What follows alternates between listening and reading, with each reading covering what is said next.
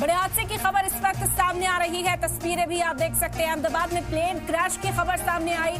मेघानी इलाके में ये प्लेन क्रैश हुआ है। अहमदाबाद सरदार वल्लभ भाई हवाई अड्डे के पास प्लेन क्रैश हुआ है। तस्वीरें आप देख सकते हैं। शदीद धुआं उठता हुआ यहाँ पर नजर आ रहा है। फिलहाल मौके पर टीमें पहुंच चुकी हैं। फायर ब्रिगेड की टीम पहुंची। आग बुझाने की पूरी कोशिश की जा रही है। बड़ा प्लेन हादसा पेश आया। अहमदाबाद में प्लेन क्रैश हो गया। इस वक्त की अफसोसनाक खबर आप तक पहुंचा रहे हैं। अहमदाबाद सरदार वल्लभ भाई हवाई अड्डे के पास प्लेन क्रैश की खबर सामने आई। फायर ब्रिगेड को विमान दुर्घटना की सूचना मिली थी। फायर ब्रिगेड की टीम घटनास्थल के लिए रवाना हुई। दूर दूर तक आग का धुआं उठता हुआ दिखाई दे रहा है।